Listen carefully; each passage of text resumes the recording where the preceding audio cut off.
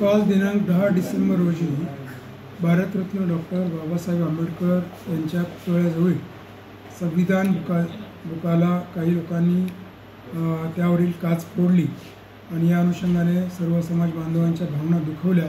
त्या ठिकाणी रस्ता रोको करण्यात आला। त्या ठिकाणी मी स्वतः व पोलीस अधीक्षक आम्ही जाऊन सर्व समाजाचं त्याबद्दल समाजाला आवाहन केलं की आपण शांतता प्रस्थापित करावी। आज रोजी देखील काही ठिकाणी दगडफेक झाली, काही ठिकाणी रस्ता रोको झालेला आहे, तरी पुरेसा पोलीस बंदोबस्त आपला उपलब्ध आहे।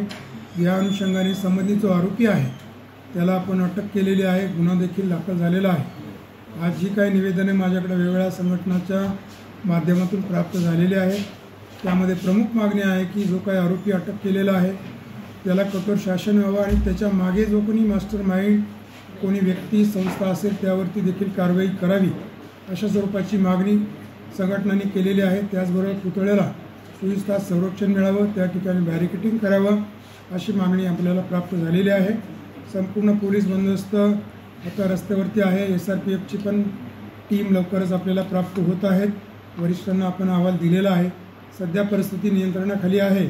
मात्र मी सर्व समाज बांधवांना, परभणी जिल्ह्यातल्या नागरिकांना आवाहन करतो की आपण कुठल्याही अफवावरती विश्वास न ठेवता शांतता व सुव्यवस्था कायम राहील यासाठी आपण स्वतः व आपले जे काही तरुण मुलं आहेत त्यांना देखील आपण सूचना द्यावी आणि या परिस्थितीमध्ये जिल्ह्यात शांतता राहील यासाठी दक्ष राहावे अशा स्वरूपाचं नम्र आवाहन मी आपल्या माध्यमातून करतो।